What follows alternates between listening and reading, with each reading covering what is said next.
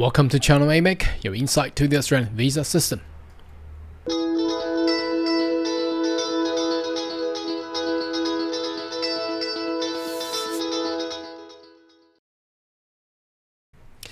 Good day everyone, my name is Carl Young, your online YouTube visa consultant.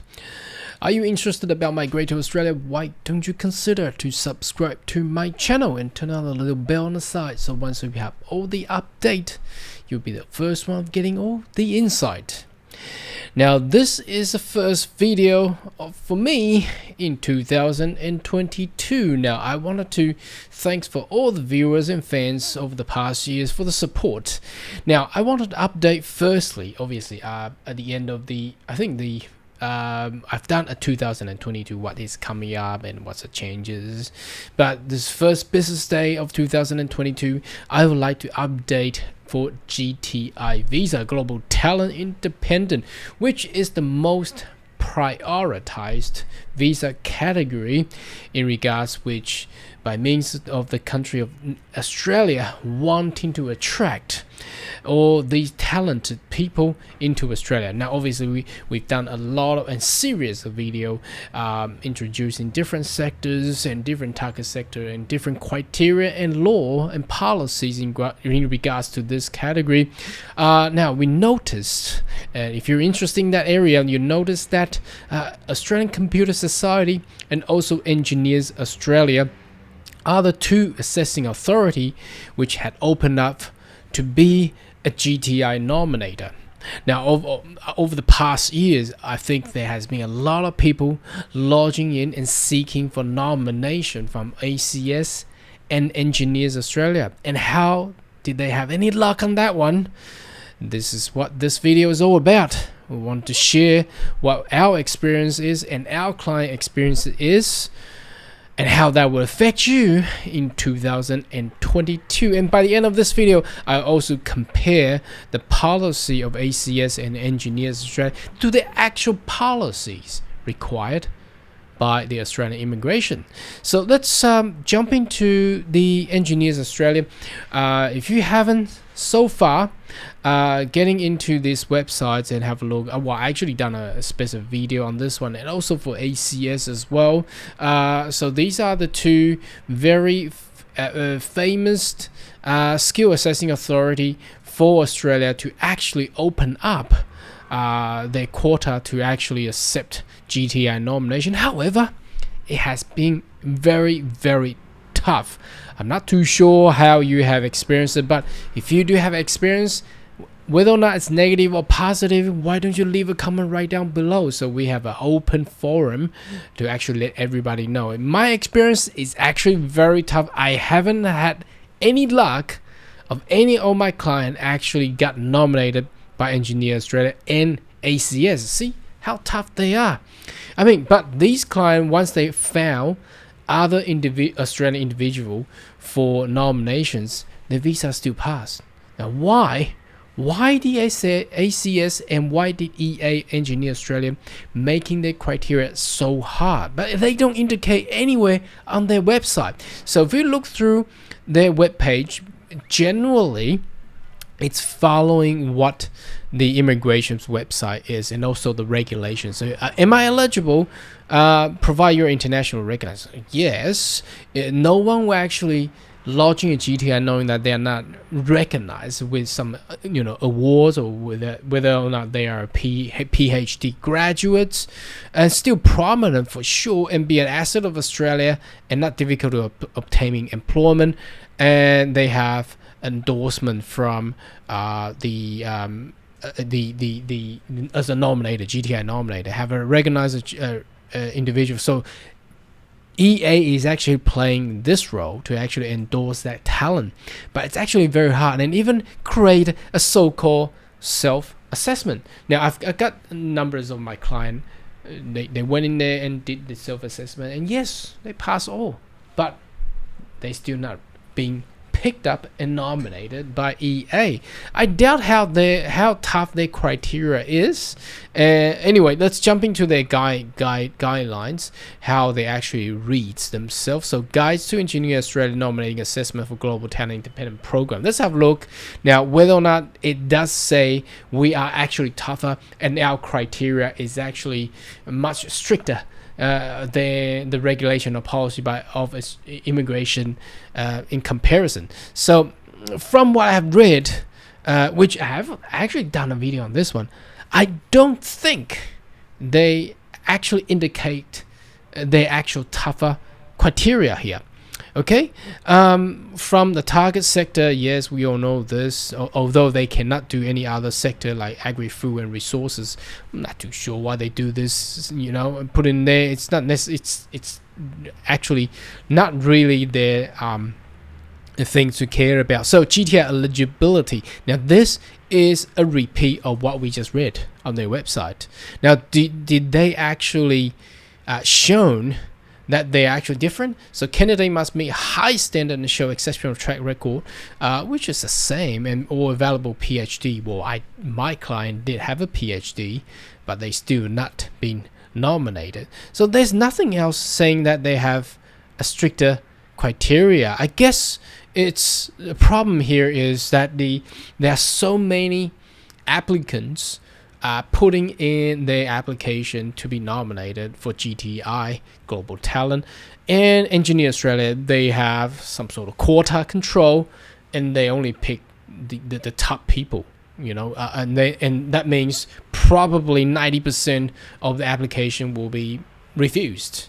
I think that's what's happening. I'm not saying these are the 90%. They did not meet the international recognized achievement and so on and so forth. But it's just in compare, they are actually picking the brightest. So they will just refuse all the other ones. Now let's have a look. ACS, Australian Computer Society. It's the same. It's an even simpler guideline for Australian Computer Society for all these IT bright IT talents around the world. So they're saying they ACS nomination will strengthen your application as a peak ICT industry body in Australia. Will accept nomination and consider ACS as an organization of national reputation for the digitech, fintech, and agtech. Well, anyway, I'm not too sure how agtech will actually. I think it's more into IT and thingo. So let's have a look. These are the documentation required. I will show some of my clients' candidates' procedures and their correspondence from both Engineer Australia and Australian Computer Society and what they kind of say. And I'll also review some of my clients' background. And step two, so look at this. They're really not even saying anything at all. This is, you know, it's compared to at least Engineer Australia tells you that we'll follow the law, and they basically copy and paste what the immigration's website is actually indicating, but they're not actually showing their internal policy at all. And ACS is they don't even have anything. They just say, you know, give me all the documents and I'll have a look. Okay, and obviously international recognized. There's a statement of leader, newspaper, blah blah blah, all the awards that people actually get. Okay, now let's have a look. This is one of my clients received a correspondent email from ACS. So obviously he says hi and the candidate's name. Thank you for providing us your information. Now bear in mind this guy actually got a PhD and I think just graduated not well, just recently graduated with a PhD. Our team have conducted preliminary assessment against your distinguished global talent visa criteria. Our criteria enable us to consistently assess candidate for suitability for nomination for blah blah. So this is all the BS. Based on the information that we conducted, that you do not meet our criteria for general program standard of distinguished talent. There's no evidence in regards to any achievement that you have we would consider exceptional or wow, cutting edge. Now look, I think that's the reason that the GTI application number had dropped dramatically. Now, how do you what do they mean cutting edge? Does all the GTI applicant have to be that bright? I mean, if they have other nominator other than ACS, I think they will pass anyway. But look at this. We'll consider exceptional or cutting edge. We'll go into the actual regulation or policy of immigration and see how that actually compares. I think personally, ACS and engineer, they have done a good job that they are open to accept nomination for GTI. But over the past 12 months, in 2021, I have not seen anyone, well, from my experience, being actually nominated by ACS or Engineer Australia. Well, if you have, or if you had, or have you had a negative corresponding like this, why don't you leave a comment right down below? I would like to really compare their criteria against the actual regulation. If they're gonna be tougher, well, why do you open for GTI nomination and publicly letting everybody know you are nominating for GTI candidates, whilst you rejected so many? I mean, doesn't make any sense, right? Okay, you do not have any substantial project accomplishment and had wide-reaching impact. Wow, it has to be wide-reaching impact. I mean, how? I mean, those kind of people probably won't choose Australia as a destination if they want to have wide-reaching impacts or projects, nor any significant contribution or innovation of international significance in the field of ICT that could make you stand out from others. Well, this guy actually is a cybersecurity specialist and being chosen by and employed at the government level. And that is not still international recognized? Question mark. I mean, this employed in Australia, not in other countries though. So applicant attesting the fact that you're a prominent ICT professional, that your skill set will be an asset of the Australian community. You have also not been able. Wow, I'm shocked there, because this guy is actually being employed and also by the Australian government, state government, and they're saying bluntly that they won't be an asset of Australian community. I don't know what to say. We will therefore not be able to support nomination. Anyway, this is it basically, and all these rejections are all based on the key phrases of international recognized achievement. I can tell you that. And that's all the reason of rejections. Now let's have a look at the other one. Okay, now let me magnify this a bit more. Now this guy is actually in the banking sector, and being receiving numerous awards from his bank, and also conducting a lot of international projects for fintech and things like that. And this is the result when I submitted it to ACS with the corresponding result. We have conducted, again, blah blah blah, that's the same. We conclude that information at hand, whilst Mr. So-and-so has a strong skill set experience in ICT and fintech. Well, that means he's really good, right? He did not meet the criteria of general program standard of distinguished talent. In particular criteria, you'll be familiar with all these phrases, related to being shown that where his work achievement had been internationally recognized. I mean, look, this guy has been setting up, and he's the architect for these fintech projects. I mean, no bank, it's not a local bank, it's an international bank. That he remained prominent in the international arena.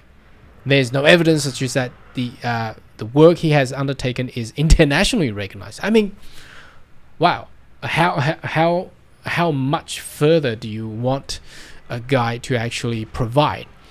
I mean, I'm not too sure. Sometimes a lot of these engineers and architects, or software engineers, or all these bright, talented people, if they're prominent still in their field of expertise, means they are still in the field, right? So if they're still in the job field, especially there's so many IP being lodged and a lot of confidentiality out there cannot be disclosed, by means they have signed with their enterprise not to disclose what they're actually innovating with. So if the government of Australia, or ACS or Engineer Australia, wanting them to actually disclose the most high-tech advanced current projects, they will actually breach their agreement, their service agreement with their employer, correct? And also a lot of those IP, due to international competitions, they cannot disclose it, even though they have lodged a patent. These are all hidden. It cannot be disclosed until the product is mature enough, right? You do not want your competitor to actually know what you're doing in order to have that trade secrecy in advance for business, advancements. So anyway, I don't know how much more these assessing authority seek for. Now let's have a look at another one. This is from Engineer Australia. So let's let me just magnify that a bit. Let's have read. It says, dear blah blah blah. Okay, thank you for submitting your application assessment eligibility for Engineers Australia. So this is right straight when Engineer Australia announced that they are open for GTI nomination. So we have put this one in and see how that goes. Although you have track record, you look at that. So these are very experienced people, and also they all meet all those national and salary thresholds of that $158,500 per annum, which means their position is quite high. It's very high, actually, by the way. The provided document evidence does not qualify you as national talent to be globally exceptional. Okay, now there's a new word, global. Okay, not international. Well, they are the same anyway. So there is no substantial evidence to justify exceptional international achievement. Well, by means, we've actually submitted a lot of his achievements, PhD publications, and also a lot of current and previous projects, which some of them already are on the market, big selling, and some of them are still in the innovation stage. Now this guy actually is into those metaverse stuff, so they innovating video decoding, so that in the future in your glasses you can actually see all these segmented, augmented images. Now you tell me that that's not globally exceptional. I'm not too sure how much more these authorities want them to actually show. So this is in the IC design engineering profession. So it says the following short comment. So it even indicated what is short. Prestigious international industry awards. Industry award, I've seen that in the law and policy, but I've never seen prestigious. How do you define prestigious? Okay, newspaper, magazine.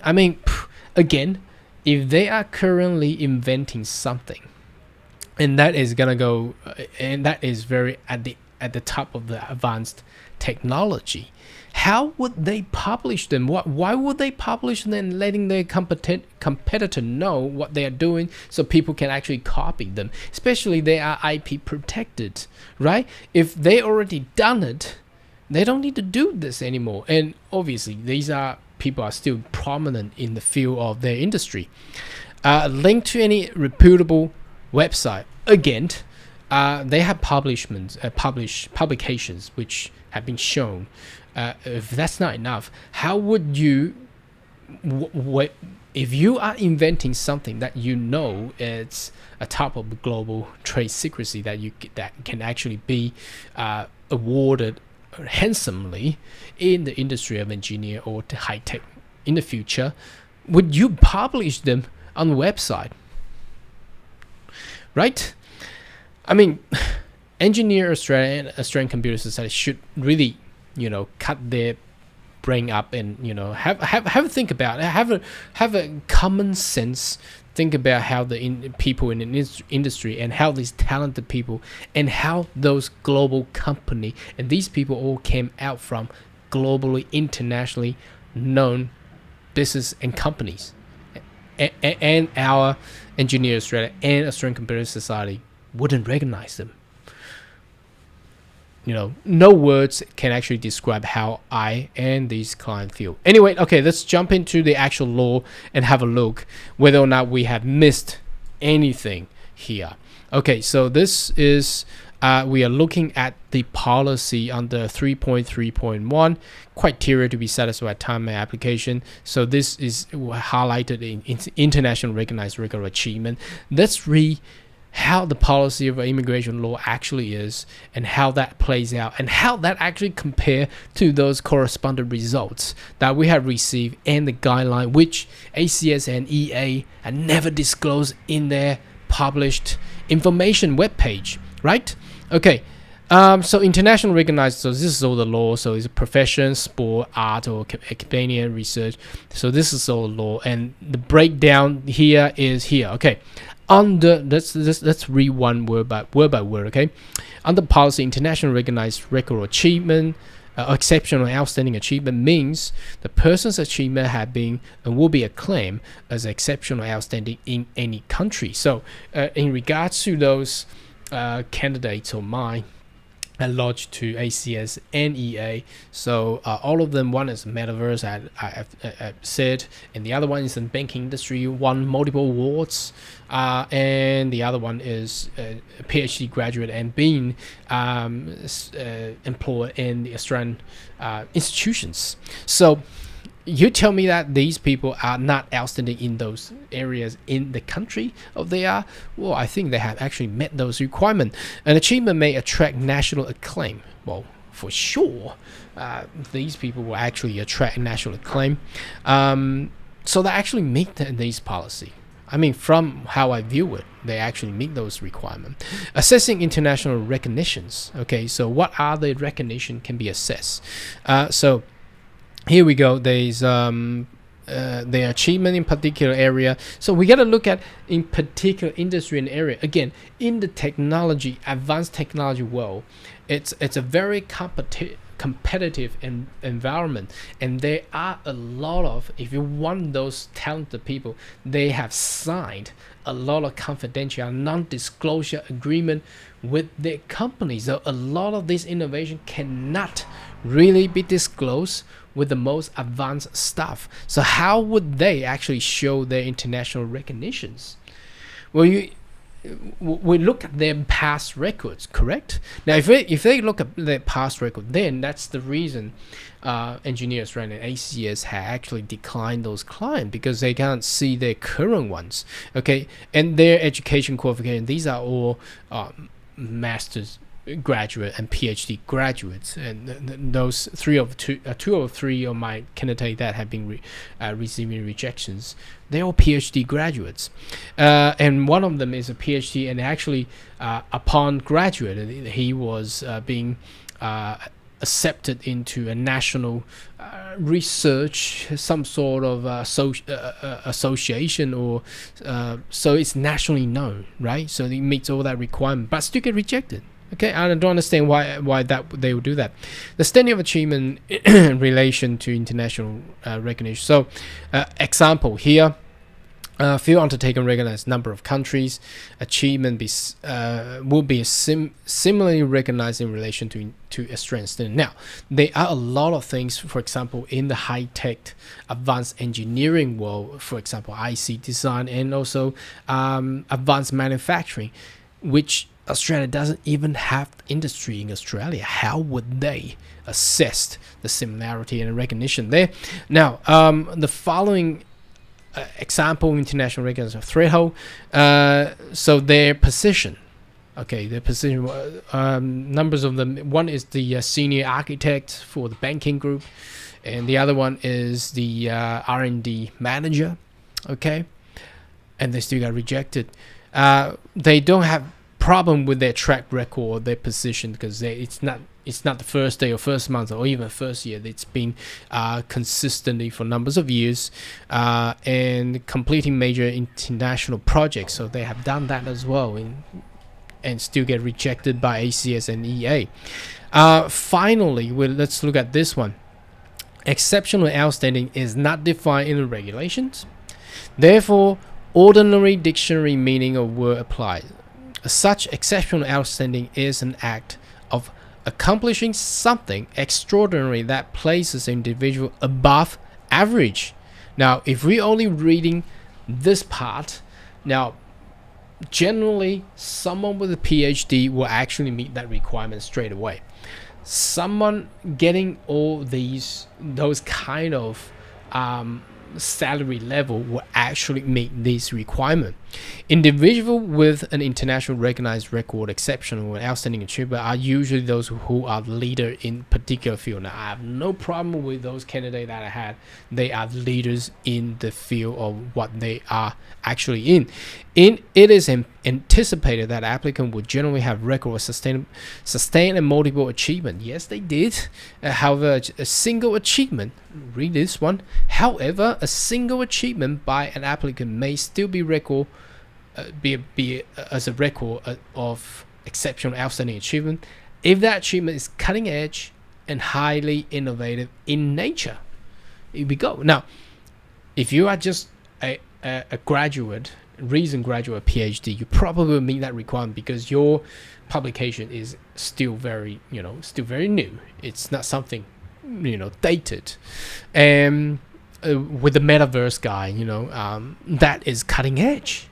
That's something that Facebook Meta had just announced what they're trying to do in the future, right? So again, this is just repeat. So it has to be assessing exceptional outstanding achievement. That's just a repeat there. A profession, that's the GTI applicants, will have those awards, references they have, statement business, academic records, newspaper, magazine. I mean, not many people will have those in the high-tech sense will be named at the newspaper, linked to reputable websites. So let's conclude here is that once I have concluding reading all these policies from immigration's actual law and libraries, there's no indication that the international award has to be prestige. It has to be cutting edge all the time. So, because the outstanding, if we go back to what we have just read, it's the exceptional and outstanding. If we using that as the meaning there, of course, there is no regulation there. So let's have a read again here. There is no regulation, therefore ordinary dictionary meaning should apply. So accomplishing something extraordinary that places individual above average. I think that is where the law should stand, and also those skill assessing authority should actually follow. Correct? Otherwise, there's no point of ACS and Engineer Australia coming out publicly saying that we can accept GTI nominations, whilst so many people just get rejected. Anyway, this is for our video. Should you have more comments, if you have experienced such similar stuff, why don't you leave a comment right down below? Tell us your experience. Or perhaps you have seen someone actually be nominated by ACS or engineer. Why don't you leave a comment right down below as well? And let us know how they actually meet those internationally recognized outstanding achievements by ways how they actually been nominated by ACS and Engineer Australia. Anyway, should you have more questions, more than welcome to leave a comment right down below, and see you next video. Goodbye.